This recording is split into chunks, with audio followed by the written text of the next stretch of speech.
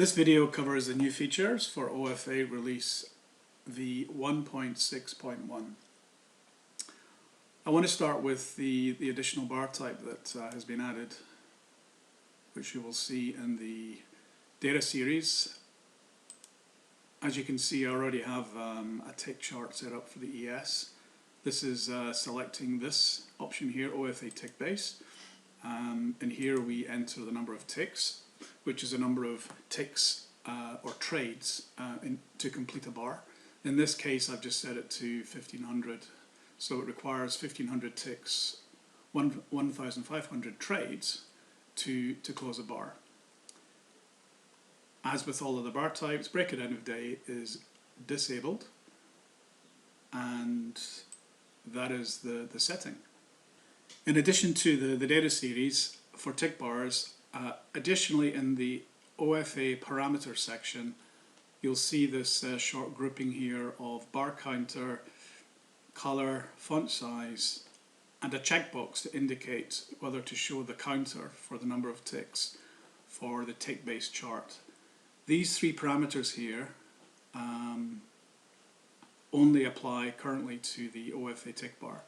And you will see on the chart currently for the ES, which has been set to 1500, is you can see the counter incrementing to show the number of trades, ticks currently in the bar. Okay, so if you don't want to see that bar counter, when you load the indicator, set that to off and you won't see it, but it's there for information purposes and to give you a gauge as to how many trades and ticks are currently in the bar. One of the things I just want to mention here, obviously we've had a number of requests to provide tick-based charts which store the data for OFA to then use in its tool, so we can apply all the standard tools, profile tools to these tick charts. So you can see here the profile region applies to the chart just the same as OFA probe and rotation, minute bars, volume bars, and second bars. Also, one thing I just want to highlight is there is a lot of information for users who are not familiar with tick charts. You know, it's worth doing some research to find out if this bar type is suitable for your trading style. But also to note that you'll never match tick charts from different data feeds and different chart types, even the NinjaTrader tick charts, which depending on what your session template has been set to and with break end of day set, there's going to be differences, and that's just how it is. So I just want you to have that expectation that they're not going to be an exact. You can't compare tick charts because of filters by the data providers and other aspects that don't guarantee the sequence of the arriving trades and ticks. Okay, so I just wanted to point that out. And also do consider this is the first release of this into the client base. So although it has been obviously thoroughly tested, I'd just like you to note that it's in a beta or a beta plus phase. So just bear that in mind. So I'd like to continue with the new features in this v1.6.1. The next features that I'm going to cover are all part of the Delta add-on, which we're renaming as Advanced Features add-on to the OFA product suite. So just again, the next set of features apply only to the Delta add-on, Advanced Features add-on. Okay, so first of all, I just want to walk you through some of the parameters and some of the changes. So I'd just like to walk through some of the parameter additions that have been made for this new release. I want to scroll down to the Delta Group parameter section. So the first of the additions to the Delta is this section here, which covers the diagonal ratio circle. So that's a different analysis calculation, which is a ratio of the bid to ask, or the ask to bid, on again the OFA diagonal. So that's at the bid level currently showing 2842, which is now 241, and the ask would be 242. So it's diagonal lower left to upper right, up one tick. So again, this is a ratio to denote imbalance, where you can determine the setting of that with the sliders and the menu control that I'll show you in a minute. So for clarification, I have just slightly renamed the parameters here. So up here you'll see I've called this horizontal. So again, these are for the horizontal bid and ask at the same price. So this is a filter to filter volumes greater than the setting which is set by the slider. Here is the diagonal difference. Again, that's the difference between the bid and the ask, or the ask and the bid, whichever is greater. And again, that difference must be greater than the current setting on the slider in order for a circle to be drawn. And as before, this maximum setting here, which is currently set to 1500, in this case for the ES, this maximum can be adjusted depending on the liquidity of the contract instrument that you're trading. So down here again, as I said, the diagonal ratio settings, and again you may have color, style, and opacity and width of these. Currently I've set these to being blue cyan for the horizontal, magenta on the bid side, yellow on the ask side for the diagonal difference, and white and lime for the new diagonal ratio circles. You can obviously change the style of this to being dot, dash dot, or whichever you like, just so that when you're looking at the chart you're then familiar to see which is the different type of ratio. So these are the settings I currently use, so that when I see lime and white, I know I'm looking at the diagonal ratio. And when I see these two, I know that I'm looking at this. And these are the ones that I use mostly. These sometimes I use to filter out to see where high volume has come in, whether it's around the point of control of the cluster. So this takes practice to use in context, which I'll cover more. This next feature to cover here is the single print exhaustion at the bid or the ask. At the highs of a bar, this will mark at the ask price, and at the low of the bar there will be a box drawn on the bid price, and this is only for completed auctions for the bar. So this is where a 0 will appear on the bid side at the high of a bar, and where the 0 volume will appear at the ask price on the low of the bar. As part of this filter, you can set the maximum single print that you wish to appear. So this value, the minimum setting that this can be is 1, is, again, I'll show you in the menu control, you can set this to 1, or a value which I believe is currently, set to about 40 or so. So this setting here denotes where we can filter the maximum value that we want to actually see at the high or the low print. So the default is 9, which is the last single digit value, but if you want to filter this down to 1s, 2s and 3s, so say for example you only want to see values where it is greater than or equal to, sorry, less than or equal to 3, you would set that to 3. So that's the maximum value that can appear before a box is drawn. Again, I'll cover some examples of this, but I just wanted to cover through these are the main parameter changes. So we've covered the single print exhaustion, we've covered the new additional circle analysis, and this is the diagonal ratio. Some of the parameters have just been renamed here just for clarity to distinguish between the 3 types. And again, up here is the 3 settings that apply only to the OFA tick based bar. So first of all, I want to show you the single print exhaustion. So you'll see this has been added on the bottom section, the bottom segment of the volume profile menu. So this is the display height toggle, and this here is the setting that sets the maximum print. As I said, yes, so the current maximum has been set to 40.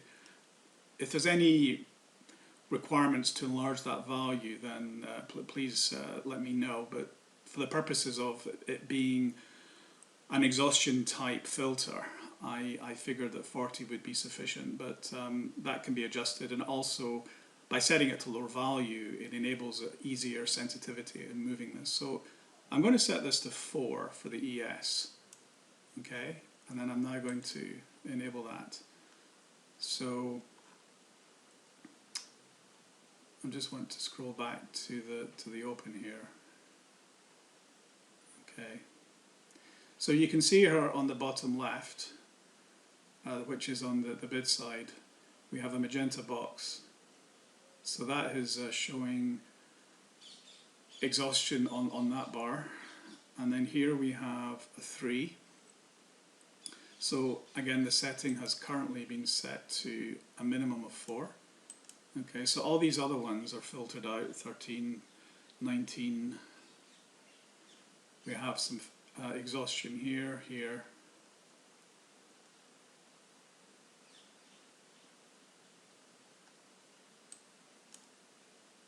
And here we have a 2, okay. So, depending on whether you trade CL, ES, 6E or gold, you can obviously adjust this. If I only want to see the ones here, in the instance of the ES, we only have 1 there. Okay, if I set it to 2, okay, we have 1 here, and then 1 here. Now, just to bear in mind that, again, when we're talking about exhaustion here, this is within the current order flow. It's highlighting that in the auction process that only 2 contracts are traded. So again, it gives you something to gauge in your read of the order flow, to lean on. But bear in mind, obviously, that again, price can come back down through that level. So it's not a firm support and resistance indicator, but it will on this and on the structure chart, you will be able to see areas where the market did actually hold at that level.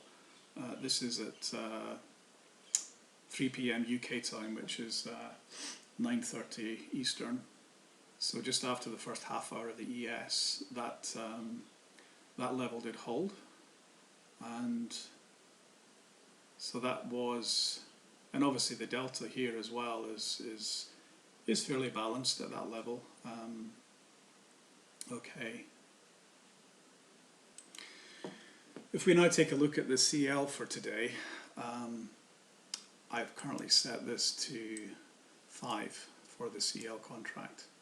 So you can actually see here fairly consistently on the lows on the bid side with a filter of 5, we have quite a number of single print exhaustions on the low.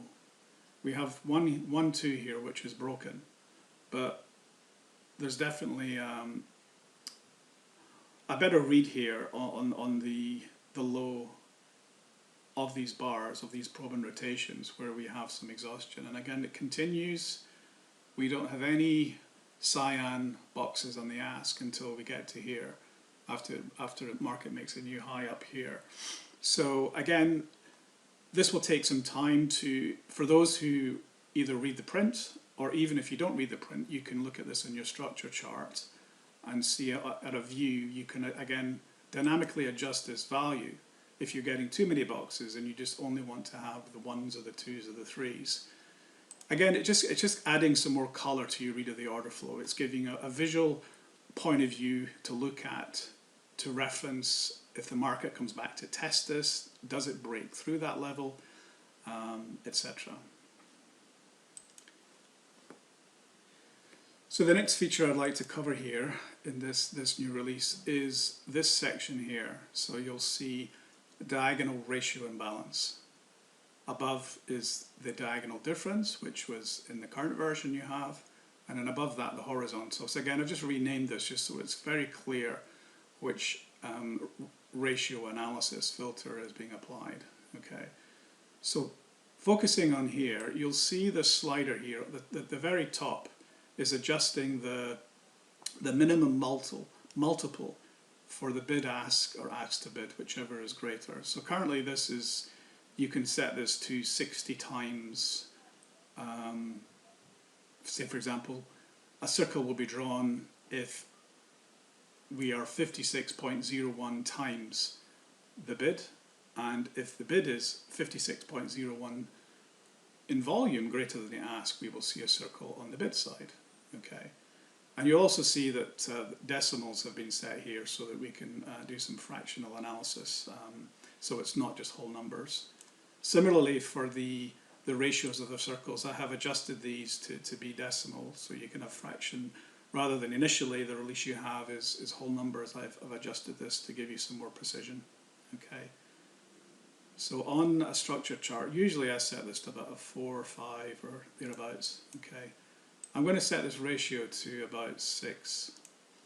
Now this one here, what this is this sets the minimum volume that needs to be present at a bid or ask price level in order for a ratio calculation to be performed. So if I set it to 10, what it means is that there must be a minimum of 10 setting at the bid or the ask.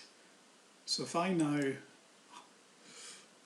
enable this, okay, so again this is the ratio of bid to ask with a minimum setting of 10, and the ratio here is 6.53. If I drop that, you'll obviously see more circles appearing, and if I slide that up a bit to, say, back to 6, let's leave it there. Okay, so if we take a look at this chart here where the CL has come up to make new highs at 92, again these circles are scaled relative to the bars that are in view. So we have a relatively larger circle here at again at the location at the high of the bar, and again here at the high of the bar where also we have a cluster.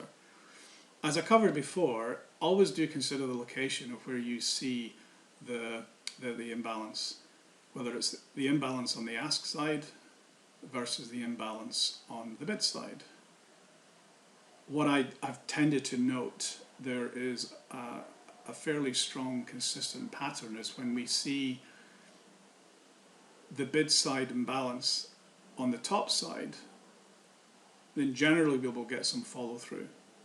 If it breaks that level, then that's obviously an area of interest. So here it's kind of in the middle of a new breakout range here, but we can also see the market has come back to test that imbalance area.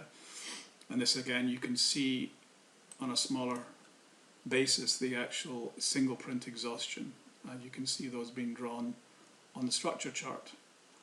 So what I'm going to do is I'm going to take this and flip you over to the actual print mode for this CL. The settings again were 6.53, and the minimum was set to 10, and the single print was set to 5. So if I go here, on the print chart, I also have ratio set to 6.53, the minimum volume that must appear set to 10, and the single print set to 5. Okay, so we've come up into these highs. So you see here we have an imbalance here. Well, we have a lot of zeros there, so there's obviously been quite a fast move, some withdrawal of liquidity, and then it's continued on up. We have a cluster here at the top of the bar. The volume has shifted. We have an imbalance. The market has pulled away. It's come back up. We have a couple of imbalances in the bid side here, and then we have these two exhaustion prints here, and the market falls down and comes back up to test this volume imbalance area. So I just wanted to show the print mode. In addition, we have these sequence dots here as well, which also can add some information here, which, as you are all familiar with these already. This is a sequence currently set to 3 according to our internal toxic order flow algorithm. This also adds some color to some strong selling activity at this level, which comes back up with two single prints and pulls away. Okay, one thing I just want to show here while we're in the print mode. Regarding this setting here, I'm going to set this to 1. Currently it's obviously, it only makes sense to be greater than or equal to 1, but I'm going to just reset that down to 1 so that you can see in the print mode. You'll notice there's a lot of smaller circles here, which has value. What I would like to see is if I can find some examples of what I've noted myself in reading the print is that when we have these very low numbers, 1s and 2s, this probably is more apparent in the ES, but equally it applies to, because we have some fairly large volume numbers here, 400, and we have 3s and 1s. So what I've noted is when we have the appearance of these low numbers, these circles, when they're set to 1, can actually highlight weakness in the structure of that order flow. So I'd like to just cover some areas here where we have the setting set to 1. One of the things that I look at, which is very important whether this is the ES or the CL, is structure. So I always have a 15-minute chart on hand to assess the market structure. Is the market supporting this move? Do we have support in the order flow and in the volume? So one of the things you'll see here is the market has come down here. There are some low numbers here, some 0s and some 1s, so we have a bit of an imbalance here. And very quickly, the market has actually come back up again. So where we have these low numbers, I kind of view it as the market's kind of, if you consider this to be like a parking garage, we have all these spaces that the market's coming back to somewhat fill up the empty spaces. So here, for example, we have some 0s and 1s, the market's pushed down, it's pushed up. See where we have these smaller values here? The market's spending some time to actually fill up the order flow before it progresses. So I just wanted to highlight this can be, and also be a useful for those users who read the print and are familiar and comfortable in reading the print. In using these circles, it can highlight areas where there is a weakness in the structure that the market can often come back to test and also build up more order flow before advancing. So it was just something I wanted to mention. Just briefly going back to the structure chart for CL. What I want to show here is also the combination of combining the diagonal ratio and the diagonal difference to give some additional context to reading the print and to, sorry, not reading the print, but actually seeing the imbalances in the actual structure and in the order flow. So if I set the ratio of that to be roughly 4, 5, 6, typically I will make one slightly bigger so that it reduces the possibility of an overlap of the two different circle colors. So here I have set the minimum value to be, the difference to be 156. This is for oil, okay. So when I see magenta, again, I see that automatically because I'm used to the colors at the bid or the ask diagonal difference. So here we have strong difference on the bid.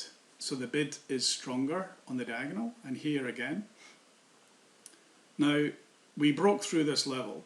On the yellow side is the ask side difference. So there was quite a lot of strength on the selling side to push the market down. and we broke through this level here, and the market's come back to test it. I'm going to adjust the size of this. Okay. So here we have green and yellow slightly overlapped. You can see that was within that there now. This will just take a little bit of time just to play with the settings to combine the two. So here we have a strong push at the diagonal on the ratio and also on the diagonal difference. Okay, so the market comes back to test. Again, you can see the exhaustion markers here. So this is quite an area of strong attempts by the sellers, more aggressive on the selling, has broken through, comes back to test this balance region. We have also support with the delta here for a continued move to the highs that I was showing you earlier.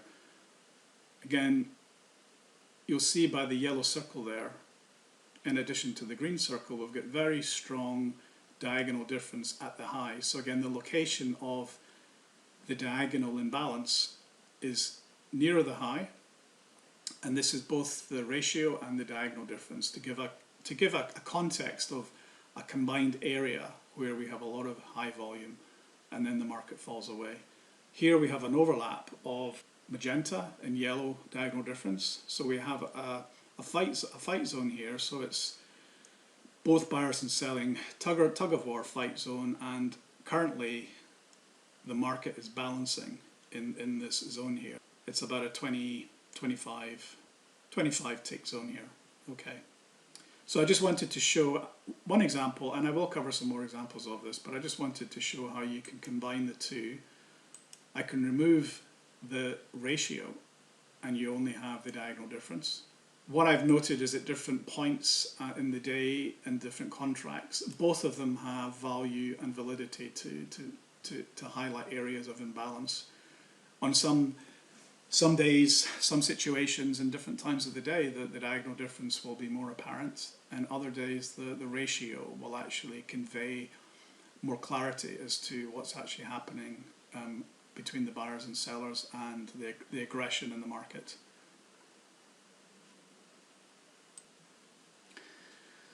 The last section of the new additions to this release, I just want to cover the profile setting.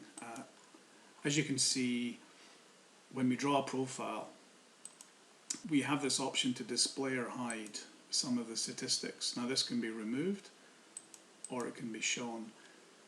One of the things that has been added here, in addition to the volume of the profile, which is the V, T is the number of ticks that are currently in this move from the low of the profile to the high. We have 43. Delta is the actual net delta for the profile.